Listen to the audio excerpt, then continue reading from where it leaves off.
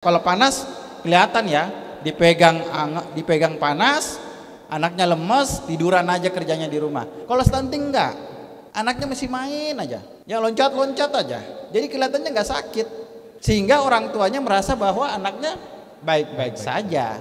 Enggak kok, anak saya baik, sehat-sehat aja kok, nggak pernah batuk pilek, tapi tingginya segitu-gitu aja terus.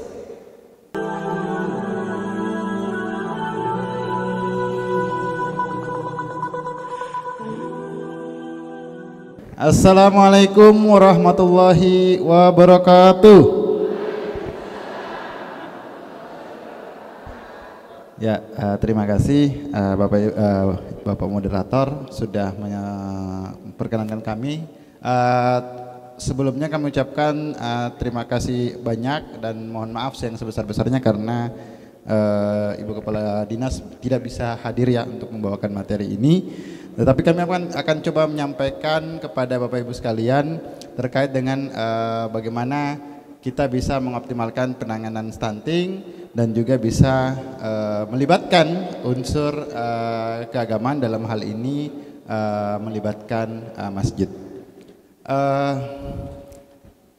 Saya sangat bangga ya bisa berdiri di depan Bapak Ibu sekalian karena tentu saja Bapak Ibu sekalian adalah tokoh-tokoh masyarakat yang memang mengambil peran utama di tengah-tengah masyarakat ya, yang bisa menggerakkan, bisa mengedukasi, bisa menggandeng ya masyarakat, sehingga nanti kita bisa sama-sama untuk tidak hanya berbicara tentang secara umum, tetapi bisa lebih spesifik bisa kita lakukan di ruang lingkup kita masing-masing ya, terkait dengan bagaimana kita bisa memperbaiki masalah gizi di masyarakat.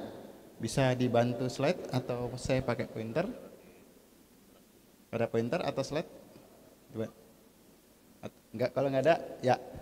Nah, sekilas gambar di sebelah kiri,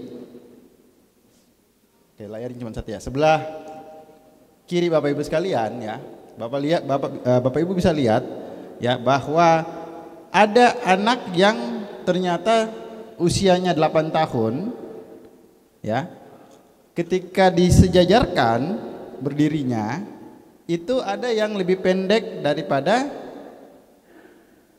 yang lainnya ya. Nah, kalau dia usianya di bawah 5 tahun, maka itulah yang disebut dengan stunting. Jadi sederhananya adalah stunting itu adalah kondisi tinggi badan anak itu tidak sama atau tidak standar dengan tinggi badan anak seusianya, dan ini berlaku untuk anak balita atau bawah 5 tahun gitu ya. Jadi persepsinya kita sederhanakan gitu ya. Nah, stunting tidak termasuk oleh kelainan genetik ya, yang contoh di sebelahnya itu faktor genetik gitu ya. Kemudian stunting juga bisa dipengaruhi oleh masalah gizi sebelumnya atau masalah gizi lainnya. Salah satu contohnya adalah yang di bawah, yang kecil di bawah itu adalah contoh gambar anak yang menderita yang namanya gizi buruk gitu ya. Gizi buruk itu kelihatannya sangat kurus ya, bisa terlihat sampai dengan tulang-tulangnya, dan ditandai dengan perutnya yang sedikit membusung ya. Biasanya juga ada rambut yang mudah patah, kemudian ada sedikit edem atau bengkak gitu ya, kelihatannya pada kakinya seperti itu ya. Jadi bisa didahului atau bisa disertai atau dipengaruhi oleh masalah gizi yang lainnya, salah satunya gizi buruk. Selain itu juga ada yang kondisi berat badan kurang dan juga kondisi yang kita sebut dengan berat badan yang tidak naik. Slide. Nah, gimana kondisi di Jakarta sendiri? Kalau hasil survei menyatakan ya, survei mengatakan bahwa DKI Jakarta dari hasil survei di tahun 2022 ke survei 2023 itu menunjukkan kenaikan dari 14,8 ya, kemudian ke 17,6. Nah, untuk di Jakarta sendiri kita untuk data bulan Maret itu kita ada di 5.900 kasus stunting se-DKI ya, dengan beberapa kecamatan yang cukup tinggi kasus stuntingnya. Salah satunya kalau di Jakarta Utara itu ada di Kecamatan Cilincing dan Kecamatan Tanjung Priok gitu ya. Slide. Nah, oh ya sorry, balik lagi, maaf, balik sedikit. Nah, yang ada panah-panahnya itu adalah kondisi di mana stunting ya, kita yang 5.000 tadi itu disertai dengan balita yang bermasalah gizi yang lain. Jadi ada weight faltering, ada underweight. Weight faltering itu adalah berat badan yang tidak naik, itu angkanya di 61.000, dan yang underweight di 2.200, kemudian yang gizi kurang di 2.900, dan gizi buruk di 441 kasus. Ya, slide. Di bulan Juni kita melakukan penimbangan intervensi serentak dengan menimbang seluruh balita se-DKI Jakarta ya. Kita ketemunya itu di angka ini ya, berhasil menimbang 9.700, dan kita menemukan sekitar 6.000 lebih ya balita stunting yang di kotak paling bawah. Slide. Ini gambaran bahwa sebenarnya masalah stunting di Jakarta masih cukup tinggi gitu ya. Jadi kalau bahasa sederhananya terkait dengan stunting, Jakarta sedang tidak baik-baik saja gitu ya. Maka dari itu kita perlu melakukan perbaikan. Nah, untuk bisa menangani stunting, kita harus kenal dulu stunting itu apa. Tadi kami sudah sampaikan di awal bahwa stunting itu kira-kira sederhananya adalah balita yang tinggi badannya tidak sesuai dengan standar atau anak-anak seusianya. Nah, ini terjadi karena kondisi atau masalah gizi yang berlangsung kronis. Jadi sudah cukup lama dia berat badannya nggak naik, cukup lama dia berat badannya kurang, tidak ditangani, barulah terjadi stunting. Puncak utamanya adalah pada 1.000 hari pertama kehidupan. 1.000 hari pertama kehidupan itu dimulai dari sejak mulai di dalam kandungan ya, selama 9 bulan atau totalnya dikali 30 270 hari, dan sampai dengan 2 tahun setelah lahir. 1 tahun itu 365 hari, jadi kalau 2 tahun 730 hari. Jadi 270 hari selama di kandungan dan 730 hari selama 2 tahun setelah lahir, itulah masa emasnya, masa puncaknya kita memperbaiki masalah gizi anak. Kalau itu terlewat, maka kemungkinan besar secara penelitian itu akan terjadi masalah gizi, masalah kesehatan setelah usia 2 tahun ya. Jadi kalau 1.000 hari pertama tidak optimal, maka bisa terjadi masalah gizi yang lain. Oke, slide. Nah, kira-kira seperti ini. Stunting itu terjadi karena 2 hal. Pertama, karena dia asupan gizinya kurang, gitu ya. Butuhnya 100 gram, dapatnya cuma 80 gram, nggak cukup untuk pertumbuhan. Ya, artinya masukan gizinya itu tidak sesuai dengan kebutuhannya. Yang kedua, karena ada penyakit yang lain ya. Contoh kalau yang paling sering itu diare ya. Kalau anak diare terus ya, maka sering kena diare, maka pertumbuhannya biasanya akan terhambat ya, karena nutrisinya tidak diserap dengan baik gitu ya. Nah, ternyata kalau masalah asupan gizi dan penyakit yang lain itu tidak hanya dipengaruhi oleh sektor kesehatan. Kenapa? Karena kalau tidak asupan gizinya kurang, bisa jadi karena memang orang tuanya nggak mampu beli, ya kan? Bisa juga karena memang bahan makanan yang berprotein tinggi tidak ada di pasaran. Bisa juga karena memang pengetahuannya, atau bisa juga karena kesadarannya atau stigma atau budaya, ya. Misalnya, anak-anak nggak boleh dikasih banyak makan daging, ya, gitu. Itu stigma atau pemahaman atau persepsi masyarakat itu juga mempengaruhi. Dan juga faktor lingkungan. Anak-anak sering diare karena ternyata sumber air minumnya itu tidak sehat. Gitu ya. Nah, artinya kalau hanya orang-orang puskesmas yang ngerjain, hanya dokter, hanya ahli gizi, hanya ibu-ibu bidan yang mikirin masalah stunting, maka yakin masalah ini nggak akan selesai sampai kapanpun juga. Maka dari itu kita perlu ngajak nih Bapak Ibu sekalian, ya, terutama dari Dewan Masjid, ya, agar kita sama-sama bisa bergandengan tangan, bisa mengintervensi faktor-faktor yang bukan terkait dengan kesehatan. Kami sudah berupaya untuk memberikan asupan gizi tambahan untuk balita yang sudah bermasalah gizi. Tapi kalau sudah bermasalah gizi baru ditangani, tidak dicegah, ya nggak akan selesai. Ibarat kata kalau kita mau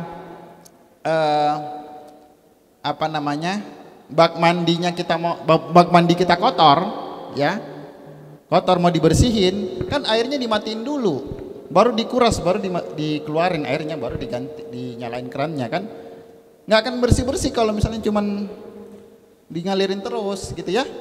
Jadi maka dari itu kita harus tutup keran keran supaya nggak ada stunting baru, ya.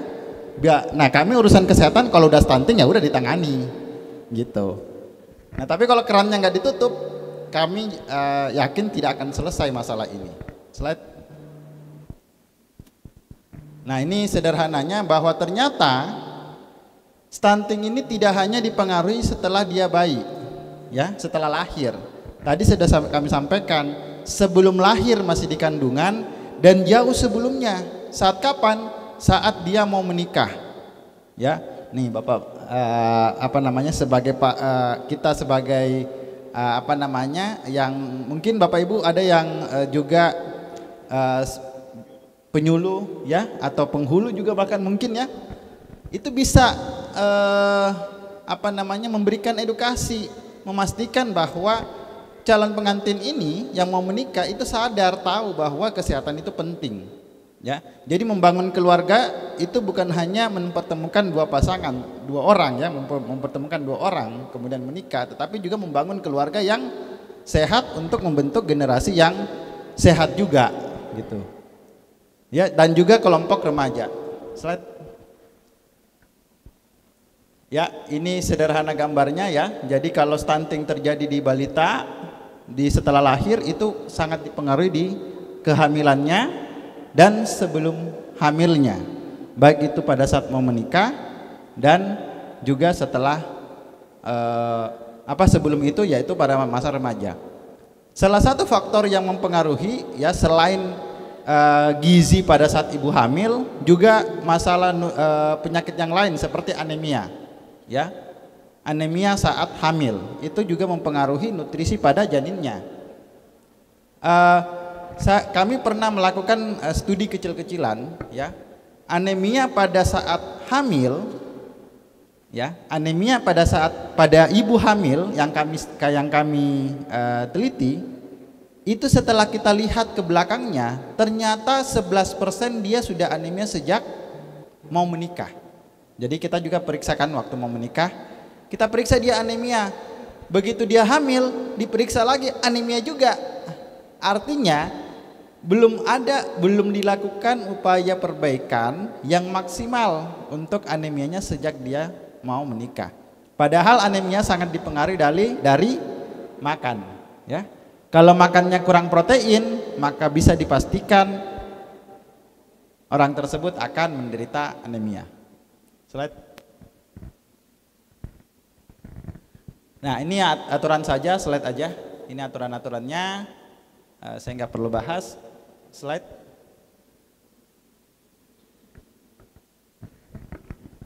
Nah ini yang harus kita lakukan kalau kita mau menjadikan Jakarta itu bebas stunting, ya.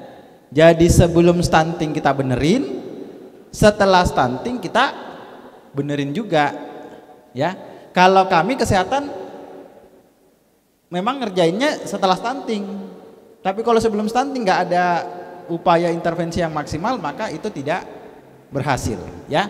Nah, apa-apa yang mempengaruhi, Bapak Ibu bisa lihat pada kotak yang berwarna-warni di bawah, ya, yang bisa dioptimalkan. Yang pertama adalah perbaikan lingkungan bersih dan sehat, ya. Sanitasinya harus baik dan juga akses air bersihnya terpenuhi, gitu ya. Kemudian juga ada pastikan pemenuhan makanan bergizi bagi setiap keluarga. Nah kalau keluarganya nggak mampu beli, nggak mau gimana ya. Kemudian juga mampu beli tapi tidak ada makanan bergizinya juga gimana. Kemudian juga ketersediaan bahan pangan murah ya, bahan pangan murah dan ekonomi masyarakat yang baik. Ya, jadi kadang ada ibu yang sudah punya anak karena harus bekerja ikut membantu suami, ya, untuk ikut membantu ekonomi keluarga, harus bekerjanya menyebabkan dia tidak mampu melakukan pengasuhan yang baik, ya ini juga jadi masalah. Kemudian pastikan juga punya jaminan kesehatan. Jadi kalau misalnya sudah dapat sudah menderita punya masalah kesehatan, itu bisa ditangani. Nah ini yang sisi-sisi yang bisa kita optimalkan. Slide.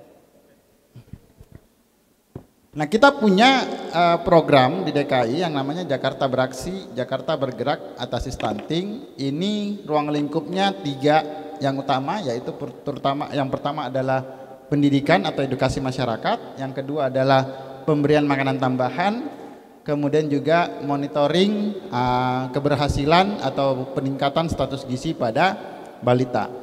Jadi kita motonya adalah menurunkan kasus stunting di Jakarta dengan Jakarta Beraksi. Slide.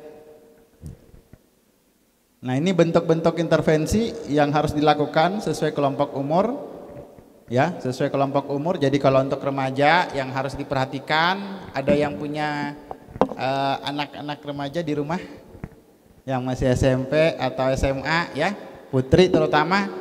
Nih karena sekarang ini zamannya apa ya, langsing itu adalah sehat gitu ya katanya ya, langsing itu. Jadi goalsnya udah langsing aja, pokoknya udah makannya itu udah ada di satu sisi ada yang makannya diirit-irit karena pengen langsing, di sisi lain ada yang senangnya junk food, ya, pengennya tiap hari kan ayam Kentucky gitu ya, ayam Kentucky, sayurnya nggak ada, ya, ayam Kentucky itu dagingnya segini, ya, crispy-nya segini, gitu ya. Jadi maaf ya saya sorry nggak boleh nyebut merek ya. Ayam apa namanya itu ya bahasa Indonesianya ya? Ayam Kentucky lah kalau ini ya, kalau anak-anak ngomongnya ya.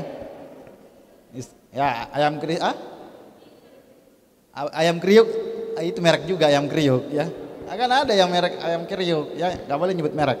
Tapi ya itulah kita sama-sama tahu lah ya, bahwa ayam yang jenis itu dagingnya cuma segini, ya. Crispy-nya atau karbohidratnya itu segini gitu. Jadi lebih baik ditambah lagi sudah gitu tambah nasi lagi 1 centong. Jadi karbohidratnya udah double, jadi kenyangnya karena karbohidrat gitu ya. Jadi kita dihadapkan pada kondisi anak-anak kita, remaja-remaja kita pengennya kurus, dietnya berlebihan, nutrisinya kurang, dan yang satu lagi makannya nggak benar. Akhirnya masalah anemia pada remaja putri cukup tinggi. Di kita di Jakarta itu kita screening itu 48% remaja putri anemia. Jadi bisa dibayangkan ya, hampir 50%-nya. Makanya nggak selesai-selesai masalah stunting ini. Kemudian kalau di calon pengantin ya harus screening, periksa ya. Sekarang kita 3 bulan sebelum menikah itu kita anjurkan untuk screening kesehatan. Tujuannya apa? Tujuannya kalau sudah ditahu anemia 3 bulan sebelumnya, sebelum menikah, kita udah bisa intervensi, kita udah bisa kasih edukasi, pendampingan ya, supaya nanti tidak sampai anemia setelah menikah, hamil kan biasanya kalau sudah menikah kan langsung mau hamil kan gitu ya. Jarang banget ada ya, tapi jarang banget yang menunda kehamilan setelah menikah ya. Karena itu kita harus mempersiapkan sebelumnya, jangan sampai dia sudah keburu hamil baru dia sudah keburu karena screeningnya terlalu dekat saat dia mau menikah, anemianya tidak sempat ditangani padahal dia sudah keburu hamil gitu ya. Begitu seterusnya sampai kelompok ini, terus saya nggak usah jelasin semua ya kalau yang hamil dan seterusnya. Slide. Nah, ini intervensi yang kita berikan kalau sudah stunting, kalau sudah punya masalah gizi ya. Kalau sudah bermasalah gizi kita intervensi dengan pemberian makanan tambahan untuk yang weight faltering, kemudian gizi kurang dan dan underweight atau berat badan kurang. Kemudian kita berikan F100 untuk yang gizi buruk. Kemudian yang stunting kita berikan susu PKMK. Namanya susu PKMK gitu ya. Singkatannya pangan khusus, pangan untuk keperluan medik khusus. Slide. Nah, ini yang penting ya, yang kita harapkan dari Bapak Ibu sebagai dari Dewan Masjid ya, pengurus masjid ya, DMI dan seterusnya ya. Apa yang bisa kita optimalkan ya? Yang pertama, ikut serta mengkampanyekan upaya penanganan stunting ya. Mungkin slide ini singkat sedikit informasinya. Informasi tambahannya itu bisa Bapak Ibu dapatkan dengan ngobrol dengan kepala puskesmas atau kepala puskesmas pembantu gitu ya. Jadi nggak apa-apa, datang aja ke puskesmasnya. Nanti kami juga akan meneruskan kepada tim di bawah bahwa kita juga pengen mengajak atau menggandeng masjid sebagai pilar untuk bisa bersama-sama mengintervensi stunting. Mengkampanyekan itu tidak harus besar-besaran ya. Bikin acara ngumpulin orang kayak gini nggak harus gitu ya. Mengkampanyekan yang paling sederhana adalah apa yang biasa dilakukan di masjid ya. Misalnya pengajian gitu ya, atau misalnya anak-anak yang anak-anak TPA-nya ya, TPA ya, anak-anak TPA-nya itu bisa dikasih edukasi tambahan atau gampangnya kreativitas ya. Silakan adik-adik tuliskan makanan-makanan apa yang disenangi yang dikonsumsi setiap hari ya. Nanti kan kalau yang ngajinya ngerti makanan sehat, maka dia bisa bilang ini kurang sehat. Nanti bisa nambahin buah ya, nambahin ikan ya, nambahin telur ya. Seperti itu yang paling sederhana. Jadi bagian dari kampanye itu tidak harus mengumpulkan massa secara besar ya. Hal yang kecil-kecil pun bisa dilakukan. Tapi sebelum melakukan kampanye, langkah yang pertama yang harus dilakukan tahu dulu, gitu ya. Bagaimana cara tahunya? Bisa nanya ke puskesmas, bisa juga nyari-nyari informasi ya kalau di internet, di webnya Kemenkes, dan kabarnya akan bikin sistem informasi juga ya. Iya. Jadi kabarnya JIC akan bikin sistem informasi juga ya. Cara cari tahu informasinya bisa melalui itu gitu ya. Jadi cara cari tahu kemudian bisa menyampaikan kepada siapapun juga ya. Itu bagian dari kampanye. Yang kedua, kami harapkan bisa ikut menggerakkan masyarakat untuk selalu memantau pertumbuhan dan perkembangan balitanya. Gitu ya. Kenapa? Karena saya yakin Bapak Ibu semua adalah orang yang ditokohkan di masyarakat gitu ya. Kalau Bapak Ibu yang ngomong biasanya semuanya dengerin gitu ya. nggak ada yang ngebantah, gitu ya. Nah, mohon bantuan Bapak Ibu supaya bisa selalu mengingatkan bahwa anak balita, kalau yang punya balita itu harusnya dipantau pertumbuhannya setiap bulan. Mau dipantau sendiri atau dipantau melalui posyandu, silahkan. Yang penting dipantau pertumbuhan anaknya. Berat badannya ditimbang, tinggi badannya diukur. Harus setiap bulan. Nah, dan menggunakan kalau bahasa dulunya KMS, kartu menuju sehat. Sekarang kita pakainya buku KIA. Gitu, ya.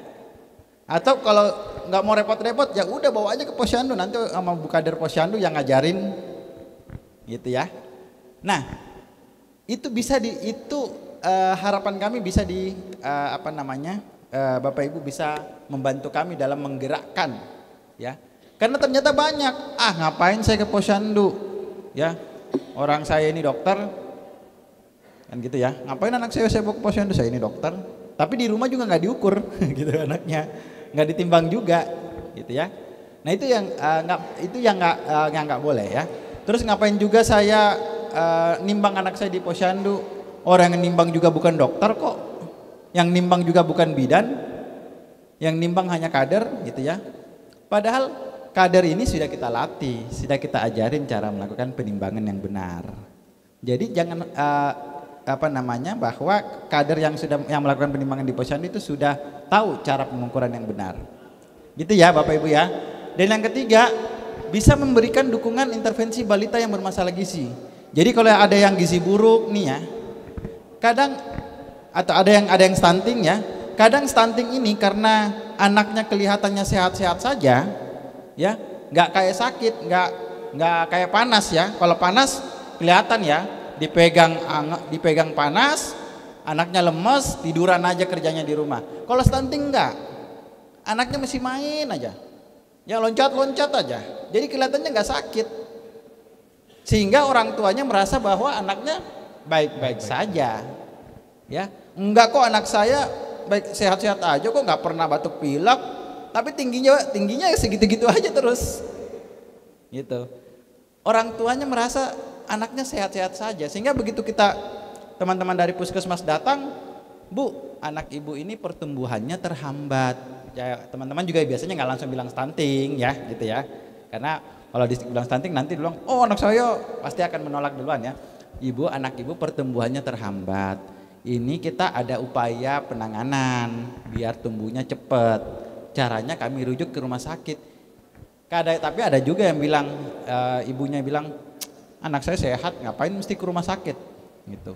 Nah ini kadang-kadang yang ini yang menghambat kita untuk melakukan perbaikan, ya. Jadi sudah dibilangin, sudah menggunakan kata-kata yang mudah dicerna dan tidak menghakimi, tetap aja tidak mau.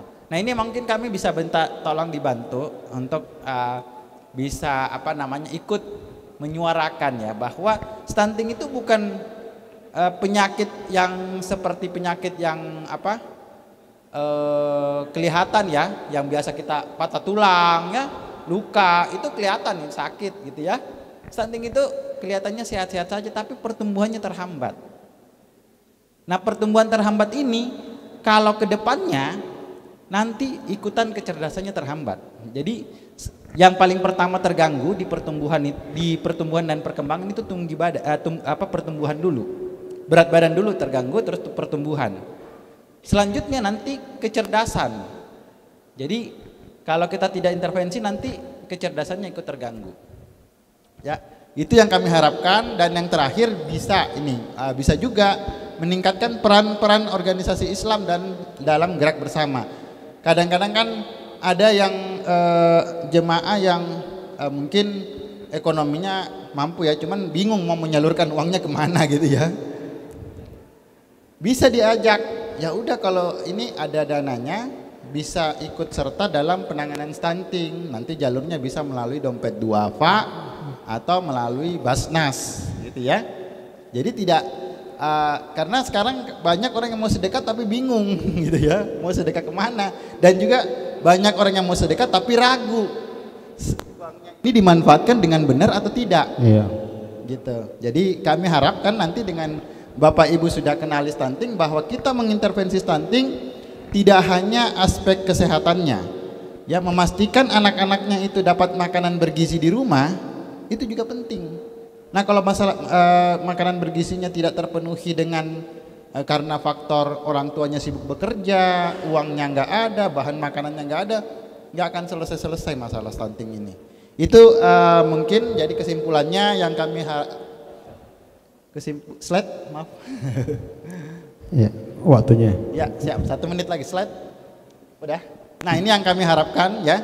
Jadi kesimpulan dari apa yang kami sampaikan, yang pertama bahwa stunting itu adalah gangguan pertumbuhan dan perkembangan akibat masalah gizi yang berlangsung lama, ya, yang ditandai tinggi badannya tidak sesuai dengan standar atau anak-anak yang seusianya. Yang kedua, penyebab stunting itu tidak hanya faktor kesehatan, ya, ada juga faktor pengasuhan, faktor sosial, faktor ekonomi, budaya, dan juga lingkungan, ya. Nah, karena banyaknya faktor ini, maka intervensinya kami harapkan melibatkan semua pihak pada semua siklus kehidupan, ya. Pihaknya siapa aja, baik itu dari pemerintah, institusi pendidikan, organisasi profesi, organisasi kemasyarakatan seperti JIC, dan juga masyarakat luas secara umum. Dan terakhir, masjid dapat berperan, ya, dalam kegiatan-kegiatan kampanye pencegahan stunting, menggerakkan warga sekitar ke Posyandu dan juga mengadvokasi keluarga-keluarga yang balitanya tidak mau balita bermasalah gizinya tidak mau diintervensi, dan terakhir bisa menggalang atau membantu dari faktor ekonomi, baik itu pemberdayaan ekonominya maupun menggandeng para donatur-donatur yang memang mau fokus untuk menginfakkan atau mensedekahkan sebagian hartanya untuk penanganan peningkatan gizi masyarakat ini. Itu saja mungkin yang kami bisa sampaikan, Pak Kiai. Izin mohon maaf jika ada kekurangan dan permohonan maaf karena kami baru dari pertemuan di Kemenkes jadi agak terlambat sampai di sini. Terima kasih, kami akhiri billahi taufiq wal hidayah. Assalamualaikum warahmatullahi wabarakatuh. Waalaikumsalam warahmatullahi wabarakatuh.